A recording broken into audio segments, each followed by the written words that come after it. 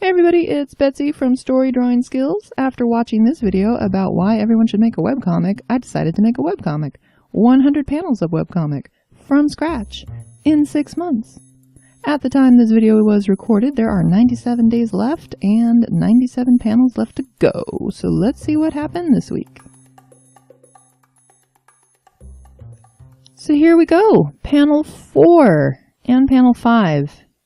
I needed to get these panels done because the last week I have been out of town. I went to Disneyland with my sister and her friend. We have been planning that trip like since January, if not longer. So I had already decided like I am just going to go, have fun, relax, and then I'll come back and do my comic. And that's pretty much the plan here. That's what happened. So being away from this comic for quite a long time now, I was a little bit sketchy, a little bit forgetful on what was going on.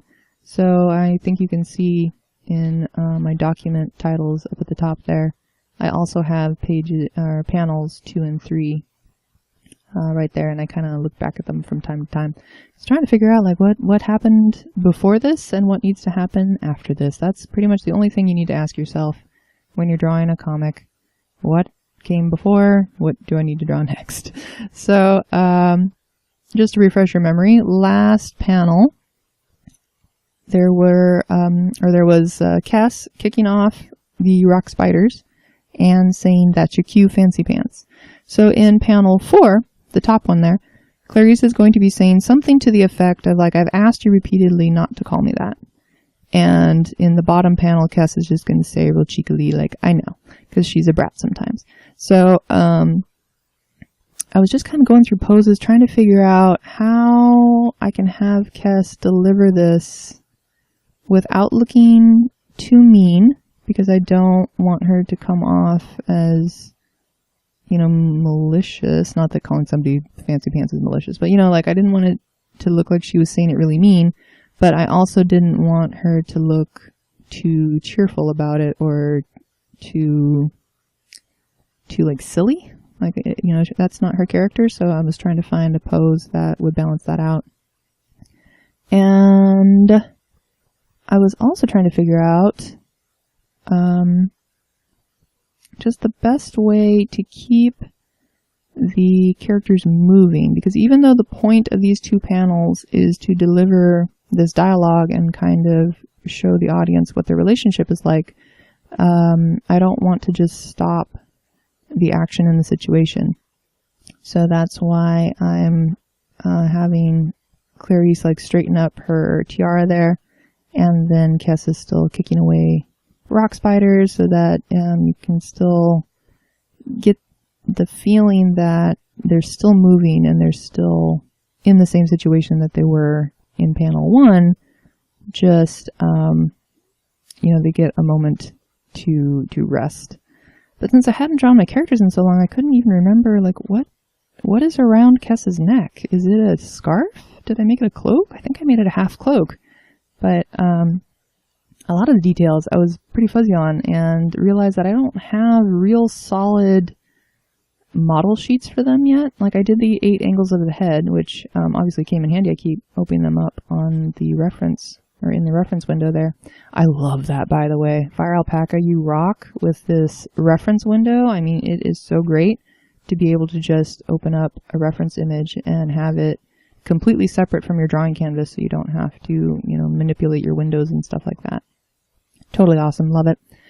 Anyway, here I am trying to give a clear silhouette to Cass with her ears, but also not make her expression change too much. I didn't realize how expressive rabbit ears are, and how much they can either clutter or define a silhouette. So yeah, I had to work on that a little bit. I was also working a lot on Clarice's arms right there. You can see she has basically 3, because I was trying to make her brush off the dust from her clothing, but brushing off dust in one image is kind of hard to express. And also I was looking at their heights right here. In the top panel, Clarice looked short, and in the bottom one, she looked tall. And I'm not entirely sure why. So I had to try just making them more of the same size, since this is a very, short gap of time in between the top panel and the bottom panel. And since the framing is basically the same, like I'm not going from, a close-up to a distance shot. They're just, medium shots for both of them. I wanted to make sure that their heights stayed consistent to each other and didn't look like they were suddenly, shrinking and growing magically somehow in this moment. So I had to fix that. And that was about the time that I realized, why is Kess having her back to the audience and then suddenly turning all the way around just to say, I know? Like, that doesn't make sense. So I changed her position so that she's still facing forward, but maybe has her back to Clarice so that she can still be focused on what she was doing, which is dealing with the rock spiders. So at first I had her looking down at the ground where the rock spiders would be, but it's a little weird that she's just looking off into nothing, like the audience can't see what she's looking at. So then I decided to have her hold just a little tiny rock spider, like maybe the last one that was left after kicking off that whole group. And then in the next one I go, well, she's got to get rid of this thing. So then I drew her just kind of like flinging the little rock spider out of frame while delivering her I know line. So that pretty much set up their poses and their lines in the blue pencil. So then I go over it a third time with black pencil. I haven't actually changed my tool settings at all. These are all just pencil. And went back, and that's an ugly hand. I hate having to watch myself draw again when I do the voiceover, because then I just see everything that I still want to change, and it's like, no, you can't. This is in the past. You have to just live with your decisions. But gosh, that's an ugly hand, and it's making a tangent.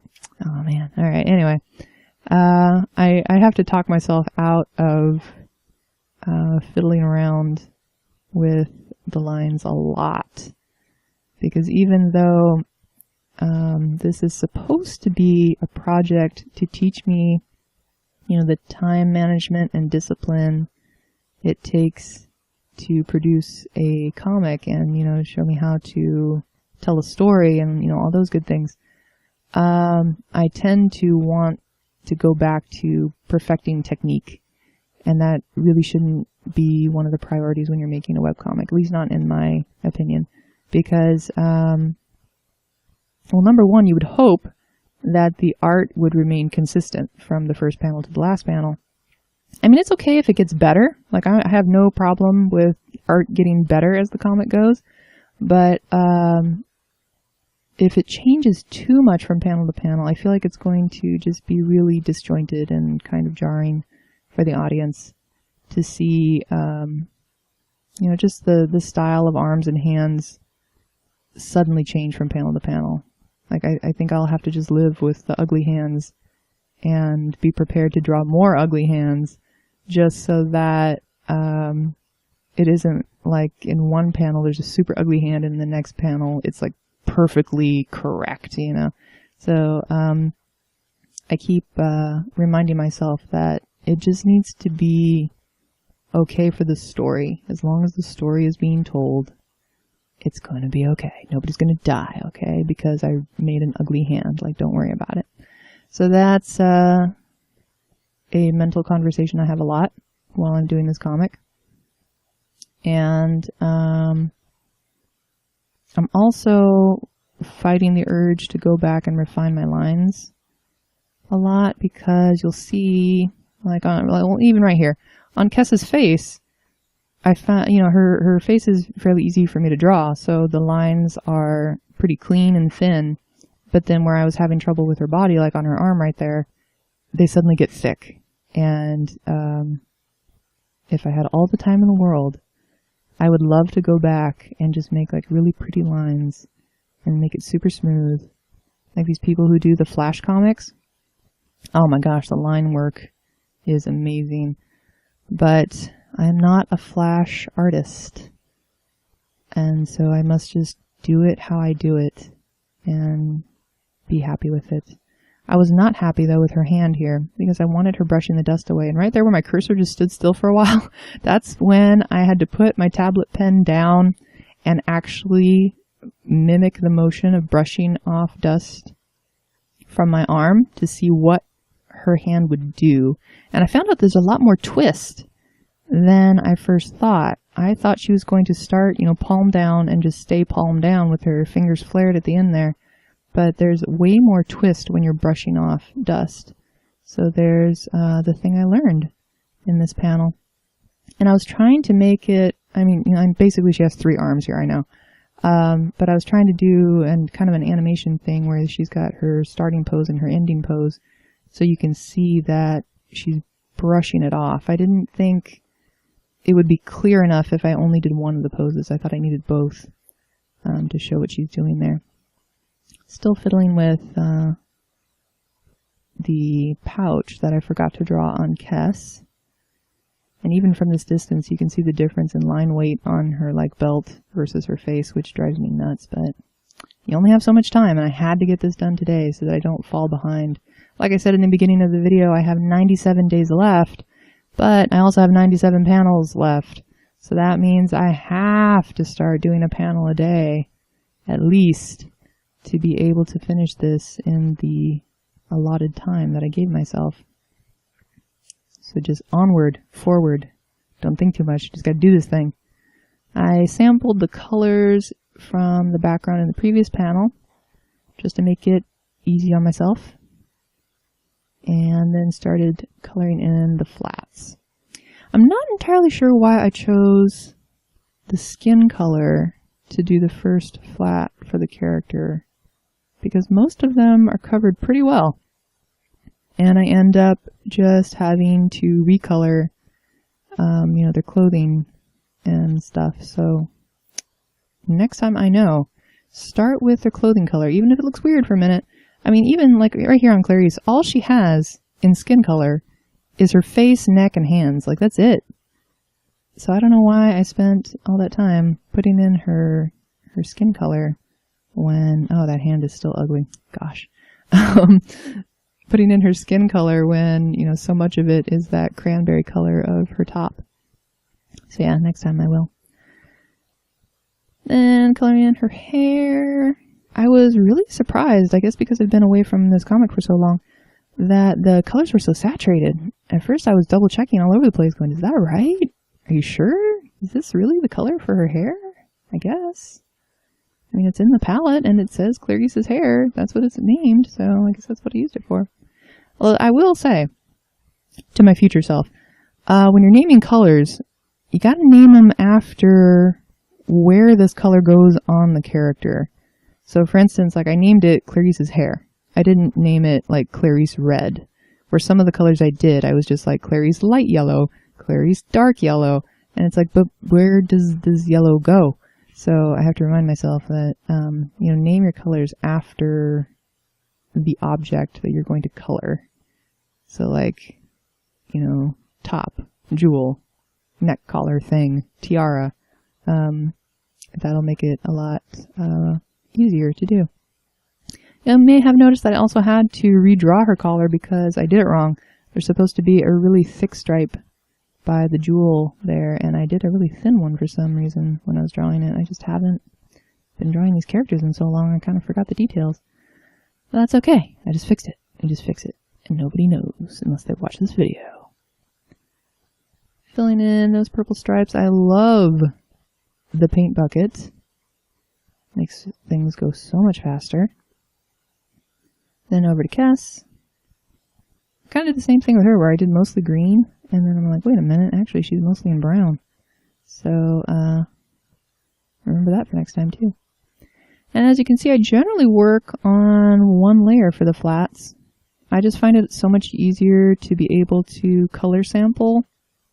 Let's say I'm coloring her hair and I actually accidentally go onto her skin.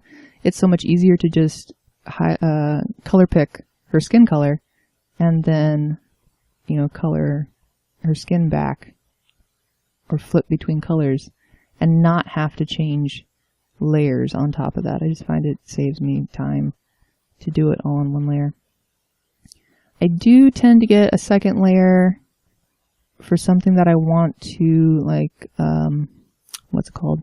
Like transparency lock. In Fire Alpaca, it's called Protect Alpha, but basically it's where you don't want to color outside of the pixels that you've already put down. So sometimes I'll put a second layer for that.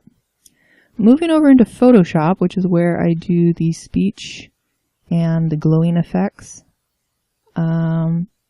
I don't actually have a script to work off of, so I just kind of write a sentence the way I think she might say it, and then change it if it sounds weird. So that's probably not very efficient, but that's the way I do it right now. And I was trying to figure out how I did the borders and at what brush size. I don't know if it's really distracting to have these kind of messy speech balloons, but personally, I really, really hate the look of like sketchy style art, and then the balloons you can tell were added in like Illustrator or with a vector program, and they're just like super slick, and it bothers me so much. I don't know why. I feel like the speech balloons, even though they are text and they usually are done by someone else and not the artist in most professional comic scenarios, it should match the art style in some way. That I would love it if I could just look at a speech balloon and tell which comic it came from because it matches the style somehow, you know. So that's where I'm coming from. So that's why I continue to do these really messy speech balloons. For shading, I get a new layer, and first I just get a huge brush and really sloppily just kind of block in the light pattern. In the earlier panel, I had the light coming from the upper left, so I continued that. I'm not sure if it was such a great choice, because as you can see on the bottom panel, Clarice's face just like goes boom into shadow, and I don't know how I feel about that. I feel like it shouldn't be in shadow, but at the same time, like there's no way that I could fake that her face was still in the light, I don't think. Maybe I could have? I don't know. But, I didn't, this is at like, I don't know, 9 o'clock at night, which I know is nothing for some of you, but when you go to bed and go to sleep at 10, still working at 9 is like, whoa, gotta hustle here, gotta finish this thing. So I just left her face in the dark. It's only for one panel. It's only for one line of dialogue. It's okay. Just keep going. Just keep swimming. Just keep sketching. Added in a little fling lettering and some puff puff as she's dusting off her sleeve. And then went back in and added a couple of highlights, a couple more shadows, tried to dull down that first pose of her arm so that it's not confusing and doesn't look like she has 3 arms. And then adjusted the sky a little bit. It was looking a little dirty, so I thought maybe I'd add a little bit more blue. And also just, you know, kind of change the colors a little bit so that it was more harmonious. And then I decided to look at them all together, and that was a bad idea because I thought that it's really obvious now how much the style changes, and you can kind of tell, like I forgot how I made the earlier panels, but oh well, you just keep going. You gotta keep going. So there's the finished panels for this week, and now that I'm going to be home, I hope to, you know, do a panel a day and have just a huge video of 7 panels next week, but no promises. Okay, I'm just gonna do my best, and that's all you can ever do, right? So until next time, happy drawing.